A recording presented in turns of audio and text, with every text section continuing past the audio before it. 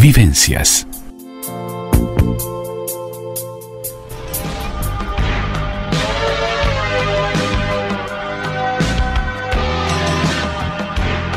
Vivencias. Entrevista. Y ya estamos aquí con el economista Juan Manuel Rodríguez, consultor de la CEPAL, del BID, de la OIT, con una rica experiencia docente en la Universidad de la República y en la Universidad Católica, en la que dirigió el Instituto de Relaciones Laborales, y hoy nos viene a presentar su libro La Revolución Tecnológica, donde nos plantea una gran interrogante, que es si es el fin del trabajo, un libro de ediciones Banda Oriental, en el que analiza las distintas opciones para Uruguay y también para los países emergentes. Muy bienvenido. ¿Cómo estás? Buenas tardes, Juan. Encantado, el gusto es mío. Un placer, realmente. Preguntarte qué te llevó a escribir este libro, ¿no? Creo que es la pregunta para iniciar esta charla. El origen de este libro viene de una consultoría de la CEPAL.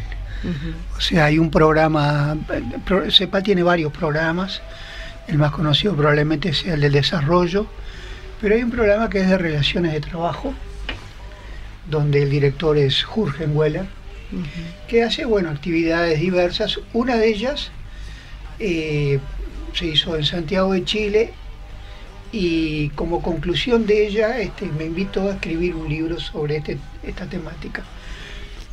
El libro se escribió, está en la página web de la CEPAL. La CEPAL pone todo en la página web, o sea. Pero me quedó como una sensación un poco de insatisfacción. Básicamente porque, tuve menos tiempo del que quería. Claro. Por otro lado, cuando uno se pone a estudiar en profundidad un tema, se da cuenta que hay muchas aristas que no pensó originalmente. Pero como los programas tienen tiempo y uno tiene que entregarlos, no lo pude incluir en esa versión de la CEPAL. Pero sobre todo hubo otro factor, y es que me di cuenta el muy limitado conocimiento que había en nuestro país acerca del problema del cambio técnico y de las implicancias que va a tener tanto para el capital como para el trabajo, claramente en las próximas 2 décadas, pero no porque empiecen, sino claro, que es un proceso que está en curso. Está en curso, sí, era lo que veníamos hablando fuera de micrófonos, ¿no? Que ya empezó. Esta no es la primera revolución tecnológica que vive la humanidad. ¿Cuál es la revolución que estamos viviendo actualmente? Por eso, el actual que ya empezó, como bien decías tú, ¿no? Generalmente se conoce como la revolución digital. Estrictamente es discutido este tema, hay distintas periodizaciones. Algunos hablan de la revolución industrial, de la cuarta revolución industrial. Son periodizaciones que tienen algunos elementos de diferencia y muchos elementos en común. Y algunos entienden de que esta revolución que estamos viviendo comenzó en 1870 con la revolución de las TICs, claro, dentro de la cual algunos de los factores se, desarrollaron a un nivel muy superior en el siglo actual que en el periodo anterior. Sobre todo la inteligencia artificial, el Internet de las cosas, y el gran desarrollo de las plataformas, claro, y toda la temática que tiene que ver con lo que implican las plataformas, Google, Facebook, que cambian no solamente aspectos de la vida real, sino tiene un impacto económico enorme. Claro. Entonces, configura realmente una realidad nueva, que muchos la pueden ver desde el punto de vista económico, y es correcto verla de esta manera, pero en realidad va a cambiar el conjunto de la sociedad. Ahí está. De esto se trata, y como tiene que ver con la realidad económica, de alguna manera impacta, que también es parte del análisis exhaustivo que realizas en el libro, en las relaciones laborales, ¿no? Y ante esta revolución tecnológica hay algunas visiones más pesimistas y algunas visiones más optimistas sobre el impacto que va teniendo esta revolución tecnológica. A ver, ¿qué podés contarnos de esto, de estas visiones que hay, y también la visión que hay en Uruguay al respecto, ¿no? Sí, antes de las relaciones laborales, la mayor discusión que hay en este momento es el impacto en el empleo. En el empleo, claro. Es decir, hay muchos elementos que muestran de cómo... elementos que los percibimos en la realidad, ¿no? O sea, hoy vamos a un supermercado y siempre hay un área de autoprocesamiento de la etapa de la venta y la facturación. Esto significa que si anteriormente eso lo hacía una cajera y a veces tenía un ayudante, esta cajera y ayudante se va a sustituir.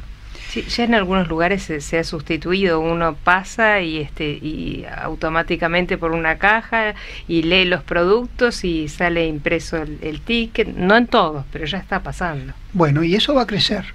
En realidad ya en el mundo hay supermercados sin gente, sí, donde no solamente la etapa final se hace automatizada, sino que también se hace automatizado la colocación de los productos en las góndolas, y hay políticas comerciales. De hecho, la empresa en este momento más valiosa del mundo, que es Amazon, sí, una empresa que nació con el negocio de venta de libros, posteriormente se extendió a todo el comercio minorista. Bueno, en este momento está extendiéndose a productos cosméticos y sí, sí.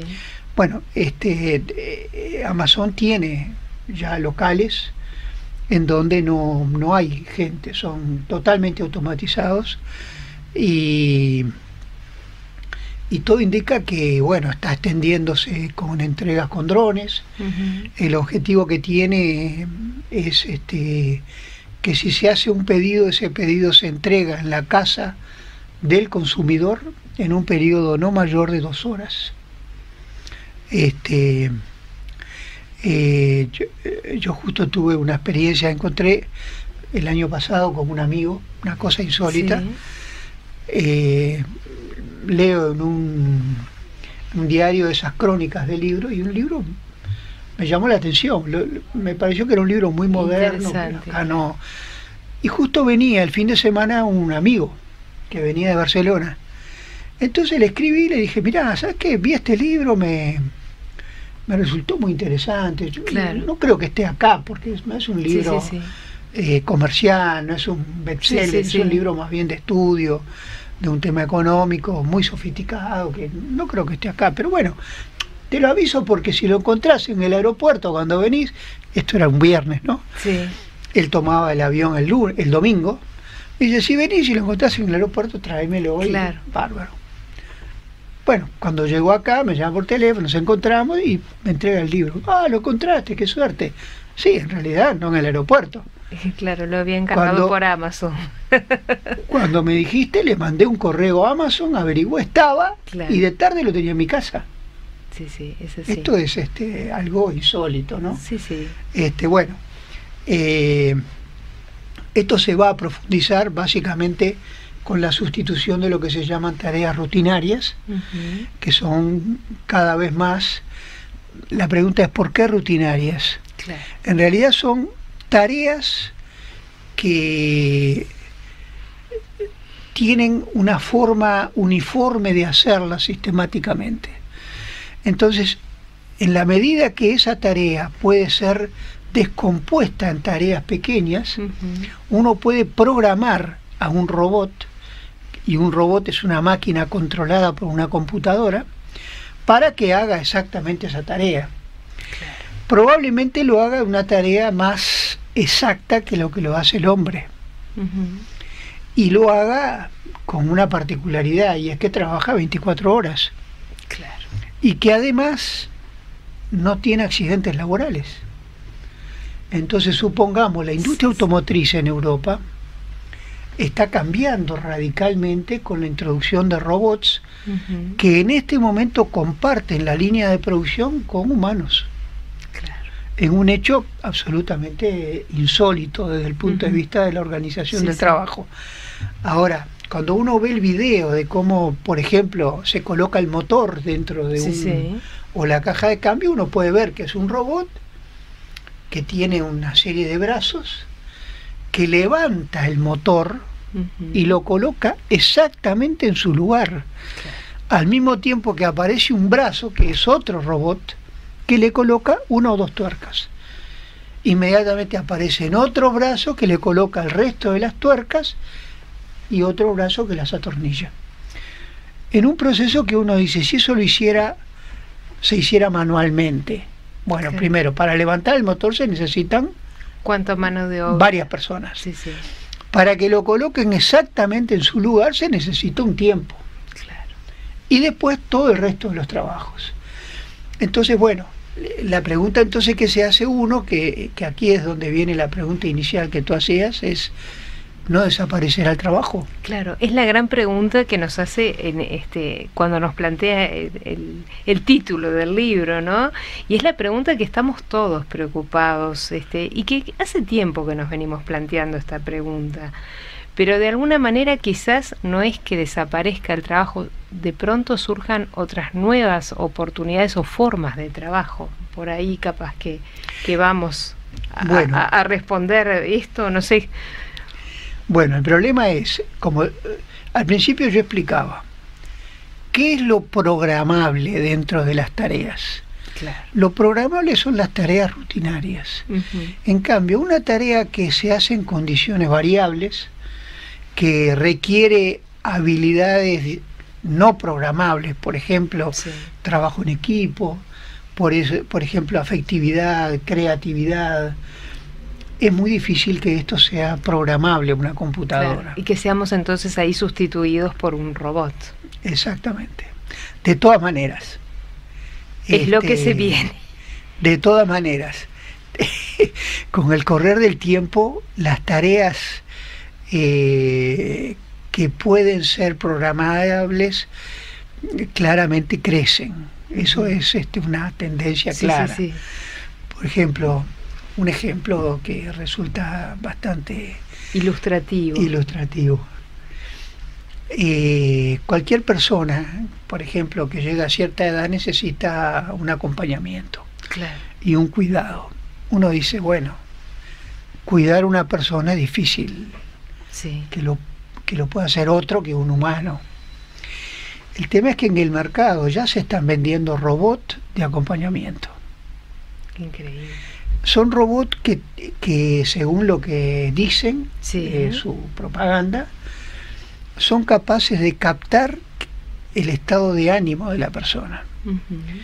En la medida que se le programa la música que le gusta, las cosas que le gustaría hacer, hasta lo que le gustaría comer, estos robots cumplen una función de estar al lado de estas personas. Obviamente, si a esa persona le preguntan qué prefiere, que le acompañe una persona que le hable, siempre va a elegir una persona, siempre. Sí, la calidez humana no se pierde nunca. Exactamente, pero la verdad es que muchas veces es imposible. Es muy difícil que haya el tema de cuidado, sobre todo ahora que la esperanza de vida está creciendo en todo el mundo, y que además un acompañamiento 24 horas es muy caro. Sí. Entonces, si nos están escuchando alguna empresa de acompañamiento, están muy enojados. Pero es lo que se viene. Yo he dado muchas charlas sobre este tema. Claro. Por ejemplo, hay robots que son asistentes médicos. Entendámonos lo que significa médicos. A ver. ¿Cómo se prepara un robot o una computadora? Porque un robot es una computadora, desde luego. La computadora es el cerebro del robot. Sí. se le incluyen como programas en acuerdo con entidades de asistencia médica, historias de pacientes.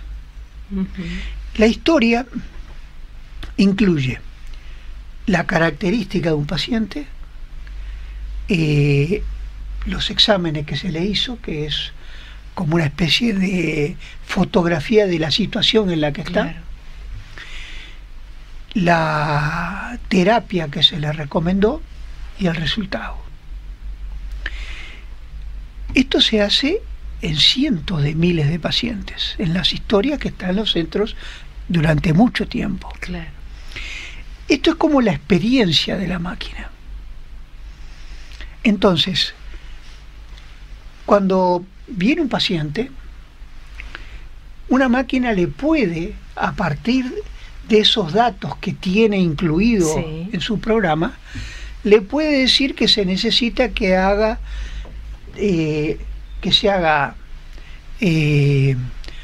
tal examen, es decir, sí. ¿Para qué? Para hacer el diagnóstico de la situación. Y a partir de las características que tiene y de esos exámenes, procesando por sistemas de probabilidad lo que ocurrió con cientos de miles de pacientes en el pasado, puede recomendar la terapia más adecuada. Claro, acá también estamos agilizando en todo esto que tiene que ver con la robótica, con la informática, estamos moviéndonos a pasos agigantados. Lo que también estamos viendo es este cambio en las relaciones laborales que de alguna manera está teniendo impacto en todos los ámbitos laborales y hasta en el movimiento sindical de alguna forma, ¿no? Ah, sin duda. Porque el movimiento sindical tiene una historia, ¿no? En el siglo pasado, no, en el anterior, la estructura básica del movimiento sindical era lo que se llamaba el sindicalismo de oficio, en donde eran los obreros calificados, sobre todo los calificados de cada profesión, se organizaban y tenían un sistema de acuerdo con la empresa de las condiciones de trabajo y otros factores. Los no calificados normalmente no entraban al sindicato, porque la fuerza estaba precisamente en los que tenían el conocimiento de cómo hacer las cosas. Es decir, era a estos a los que necesitaba la empresa, no a los otros.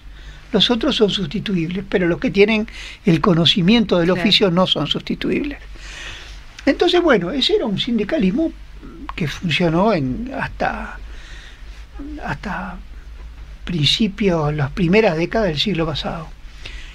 Pero luego, sobre todo a partir de que cambió la organización del trabajo con el taylorismo y el fordismo, comienza a surgir una nueva organización sindical de características totalmente distintas, donde la fuerza no es el oficio, sino lo que se llama la masa.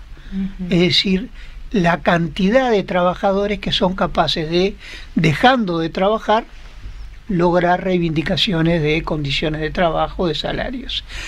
Y con el tiempo, ese sindicalismo de oficio pasa a ser sustituido por el sindicalismo de masas, que es el que actualmente prima en prácticamente todo el mundo. Es decir, el sindicalismo tiene también sus cambios a partir de que la organización del trabajo cambia. Claro. ¿Cuál es el problema que ocurre en la realidad? Que ese sindicalismo,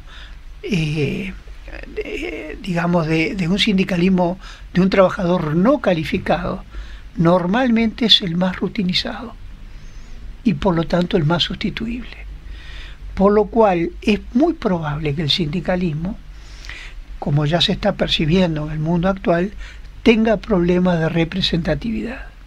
Claro. Es decir, ¿representatividad en qué sentido?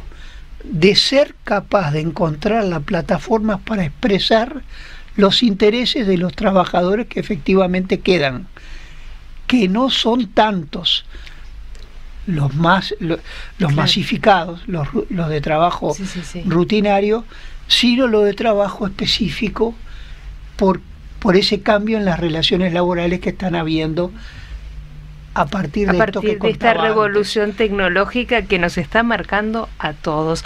Los voy a invitar a hacer una breve pausa y luego de la pausa continuamos. Es un placer escucharlo y es un tema apasionante porque a todos nos ocupa y nos preocupa lo que va a significar con nuestro trabajo a partir de esta tecnología que avanza diariamente. En un abrir y cerrar de ojos cada día nos enfrentamos a nuevos desafíos.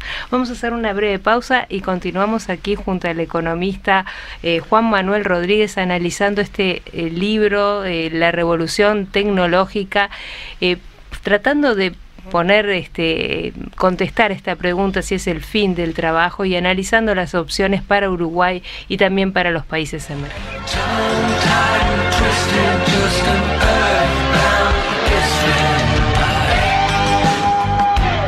Continuamos aquí en Vivencias junto al economista Juan Manuel Rodríguez, presentando su libro La Revolución Tecnológica, que se nos plantea una gran interrogante, si es el fin del trabajo.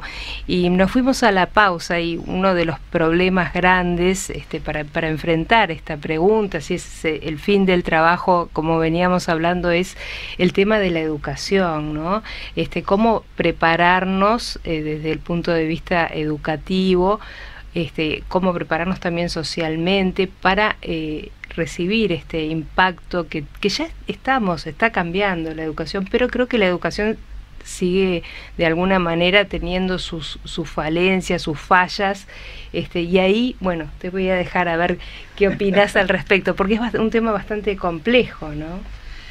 Sí, lo que es claro es que cuando cambia el trabajo, las habilidades que se requieren para realizarlo también son diferentes. Claro. No solamente cambia la organización, sino que los requisitos del trabajador cambian.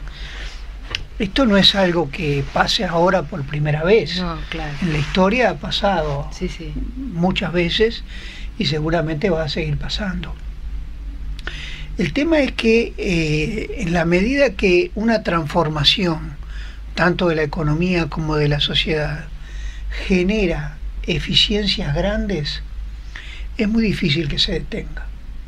Podrá tener un periodo de más velocidad, otro de menos, pero se va a terminar imponiendo, y se va a terminar imponiendo a nivel mundial.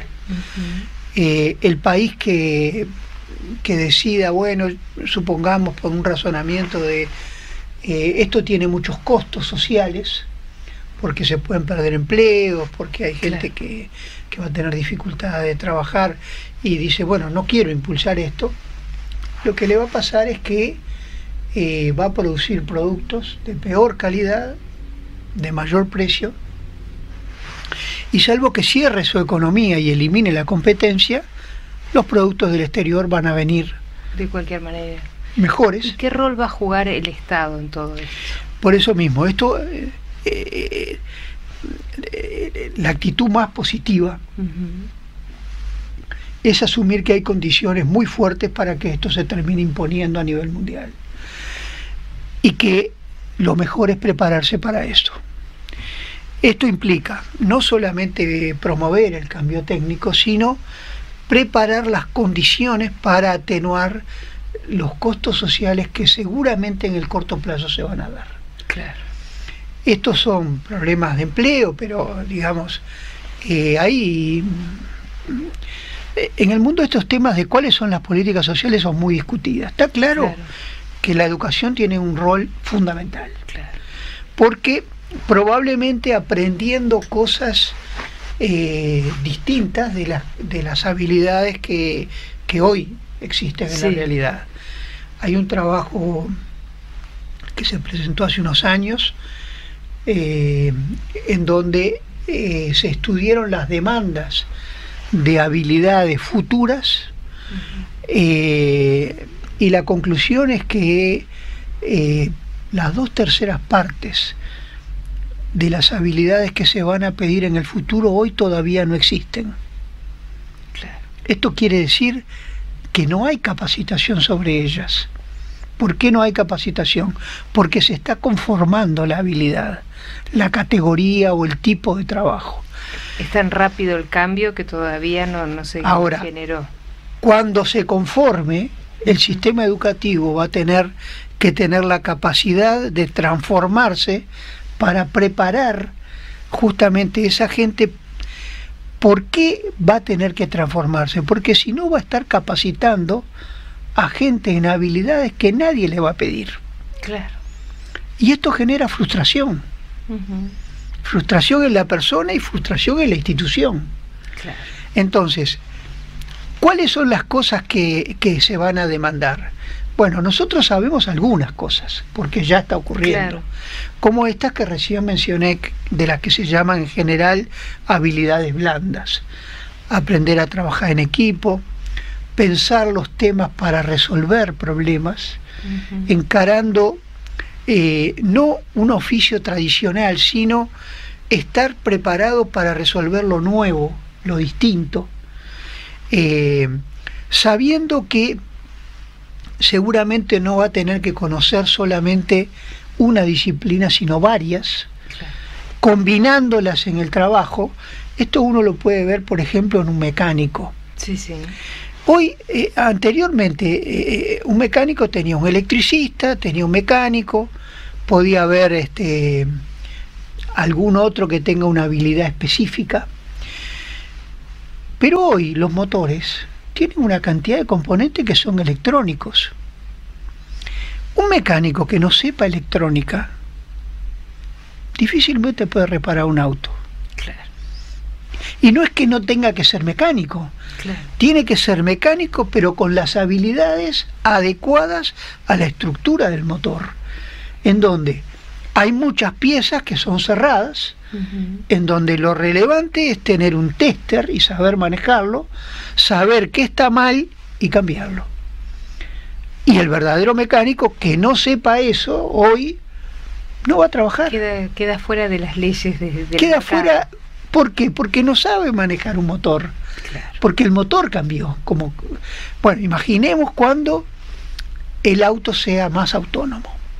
Por ejemplo, en este momento, el auto viene con un señalero de la temperatura, un señalero de la distancia de otro auto, un señalero de la visión trasera, un señalero de la medida de aceite. Pero además, hay muchas empresas que están trabajando en el auto autónomo. Claro. El auto autónomo necesariamente implica que va a tener que tener sensores para todo lo que ocurre en el trayecto que tiene un auto. Es un auto totalmente distinto al que conocemos. Sí, robotizado prácticamente. Totalmente. Sí, sí.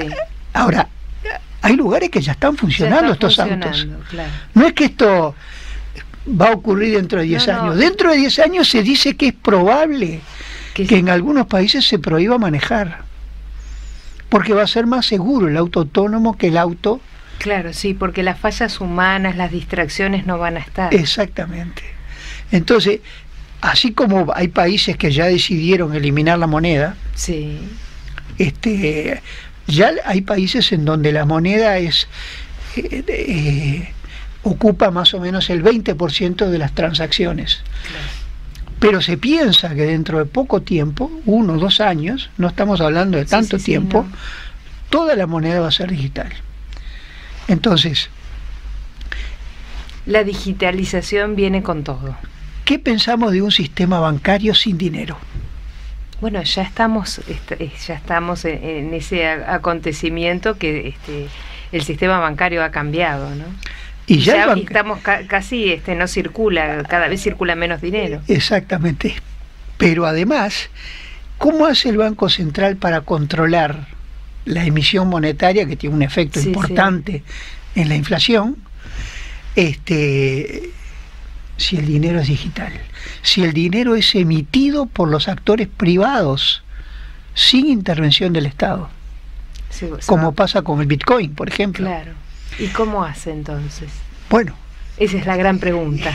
Esto es lo que se está discutiendo. Esto es lo que se va a discutir de ahora en más. Esto es lo que se está discutiendo. Hace 2 semanas hubo en Uruguay un encuentro de la FinTech, claro, que es como se llaman, que es que son las instituciones financieras nuevas, estas instituciones financieras que están creciendo, en donde no se basan en la moneda física, claro, sino en moneda.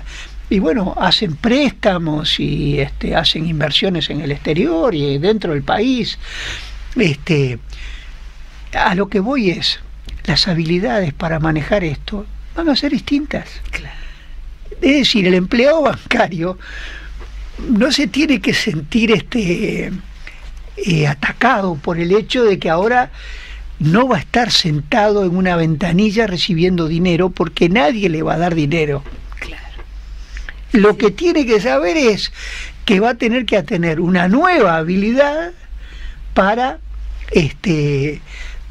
digamos, funcionar y cumplir un servicio en la nueva estructura del sistema financiero, que va a ser muy distinta a la actual. A la actual, pero no solo en el sistema financiero, como venimos analizando, el cambio se viene en todo, en todas las áreas, económica, social, y bueno, creo que en la política ni que hablar, si no le ponen pienso a esto, las cosas se van de las manos, sino es el debate actual de la tecnología, ¿no? Tenemos acá un montón de mensajes, voy a tratar de compartir alguno. Me dicen: hola Andrea, qué interesante abordar este tema que preocupa a muchos trabajadores y empresarios, y seguramente, dice, nos va a cambiar la forma de vivir. Saludos, Carlos de Colón. Muchísimas gracias por este mensaje. Dicen: buenas tardes, creo que como siempre Uruguay en este tema no se le da la importancia que tiene, pero dice, es muy buena idea que lo pongan sobre la mesa con seriedad. Un lujo el invitado. Nos manda felicitaciones Pablo de Colonia. Muchas gracias a Pablo también. Dice: hola Andrea, dice, a mí me preocupa de qué manera la educación va a preparar a nuestros niños y jóvenes. Me parece, dice, que estamos perdiendo un tiempo fundamental para el futuro, y nos manda saludos Beto. Bueno, muchas gracias también a Beto. Arden los mensajes. Se ve que preocupa y ocupa mucho este problema. Dice, me dice otro oyente, el problema, dice, es que las grandes compañías como Google y Facebook tienen nuestros datos y son un gran hermano, dice, capaces de hacer muchas cosas. Felicitaciones. Bueno, esto a propósito que nos están preguntando, nos vamos a ir a una pausa, pero sobre esto te quería preguntar, Juan Manuel, porque estos datos en este siglo XXI se los ha llamado, son datos como el petróleo, ¿no? Se los consideran. ¿Y por qué? Porque esto que dice la oyente es muy interesante y quizás lo podamos analizar luego de la pausa. Hacemos una breve pausa y continuamos aquí junto al economista Juan Manuel Rodríguez presentando su libro La Revolución Tecnológica.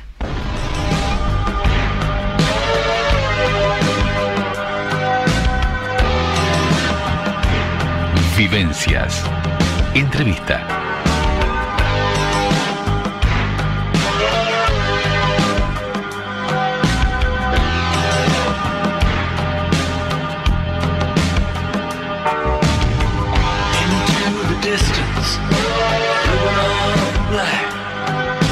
Continuamos aquí, estamos en los últimos minutos del programa. Es un placer escucharlo, el economista Juan Manuel Rodríguez con su libro La Revolución Tecnológica, que así como lo escuchan, tan sencillo y tan fácil que lo hace, el libro es exactamente igual. Estábamos diciéndolo, cualquier persona sin tener formación a nivel económico puede entenderlo, de fácil acceso, y es sumamente interesante y accesible a todos. ¿Se consigue en cualquier librería? Sí, creo que sí. Y tú me decías, Juan Manuel, que a partir de este libro comenzaste a indagar a partir del último capítulo algo que te interesa y que es un tema de muchísima actualidad y que tiene que ver con estos datos que se están manejando y que a nivel de las organizaciones militares están empezando también a preocupar y a ocuparse, ¿no? Sí, en realidad la inteligencia artificial permite cambiar lo que es las características estructurales de la guerra, con algunas derivaciones que están siendo de mucha preocupación en el mundo actual. por ejemplo, tú tenés que, yo le llamo inteligencia artificial, pero en realidad es el paquete de cambios. Uno de ellos es el Internet de las cosas. Claro. Internet de las cosas estricta, para decirlo brevemente, son la capacidad de poner sensores de múltiples variables. Por ejemplo, sensores de movimiento, sensores de ruido, sensores de calor, sensores de las cosas más diversas. Eso se capta a través de justamente sensores, se almacenan y uno las puede comparar en el tiempo. Entonces, supongamos que en un país hay una eventualidad de que existe una guerra. Sí. Si este es un riesgo real, lo que hace digamos, el otro polo de la guerra es analizar las variables. Claro. Entonces, por ejemplo, para la preparación de un ataque, hay que mover camiones, tanques, gente. Claro. Esto implica un ruido, calor, temblor superior al normal.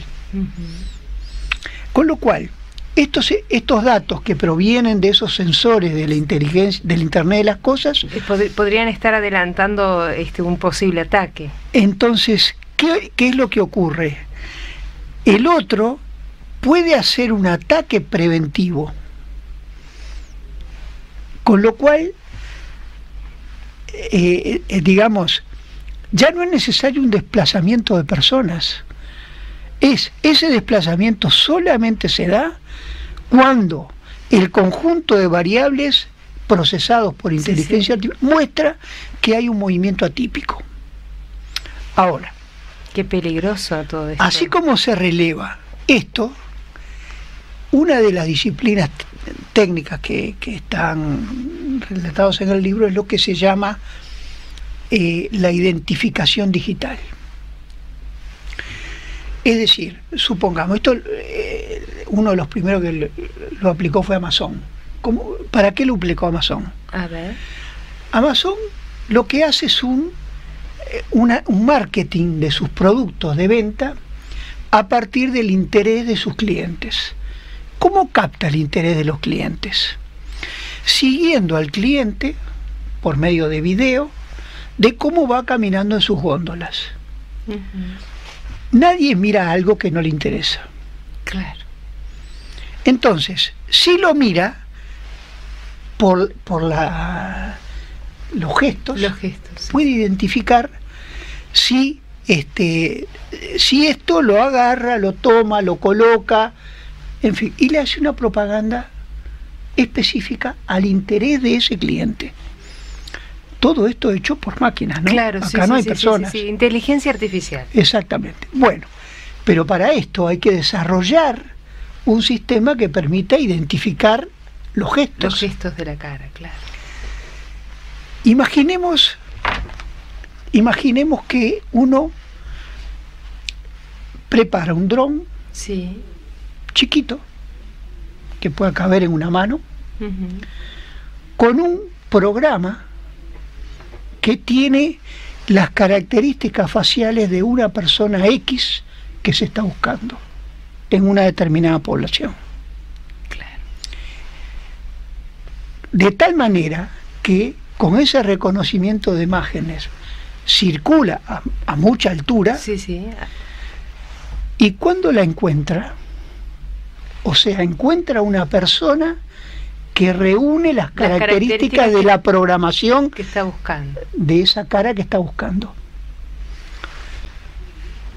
ese dron automáticamente puede emitir una bala y matarlo. Se nos viene, estamos enfrentándonos a un tema muy peligroso. Estos se llaman artefactos letales autónomos. ¿Por qué autónomos? Porque la decisión la toma el dron. Claro. Ahora, esto puede ser correcto. Se equivoca de cara, se equivoca de persona. Ese es el problema, no hay exactitud total. Y a nivel legal, ¿Cómo amparan las leyes? ¿Quién es el asesino? Claro. Veamos, ¿quién es el asesino en este caso? ¿El que hizo el dron? ¿El que hizo el programa? ¿El que puso el funcionamiento del dron? ¿Quién? Sí, hay muchos... hay una discusión enorme. Una discusión importantísima. Este es el mismo problema que se da con los autos autónomos. En algunas ciudades se puso un auto autónomo y hubo un accidente. Claro. Ese accidente, ¿quién es el responsable de ese accidente? ¿El auto, la marca, el programa? Hay un enorme vacío legal. Un vacío legal, yo te iba a decir. Bueno, estamos enfrentándonos a un problema ya no solo en cuanto a la pregunta esta que nos hacías al principio, qué va a pasar con el trabajo, sino también qué va a pasar con las nuevas leyes que amparen toda esta revolución. Imaginemos en zonas de África donde hay rivalidades entre tribus. Las tribus tienen características faciales distintas. Uno puede equipar un avión con miles de drones identificando las características faciales de la tribu con la que está enfrentada, y puede generar una masacre sin que se mueva una persona. Bueno, el próximo libro aparenta ser, se nos viene muy interesante el tema que estás quiero aclarar que este tema que se discute y que ya genera que hay movimientos pidiendo una legislación que prohíba el desarrollo de estas armas letales autónomas. Pero se están desarrollando. Desarrollando. ¿Por qué se está desarrollando? Bueno, porque la eficacia es enorme. La eficacia es enorme y aparte se enfrentan grandes potencias, me imagino, como pueden ser Estados Unidos o China, o otras tantas, ¿no? Pero además es la posibilidad de hacer un ataque sin hacer una invasión, a distancia, desde 1000 kilómetros. Bueno, nos dejas con la boca abierta, lo que se nos viene y lo que tenemos. Trabajo va a haber.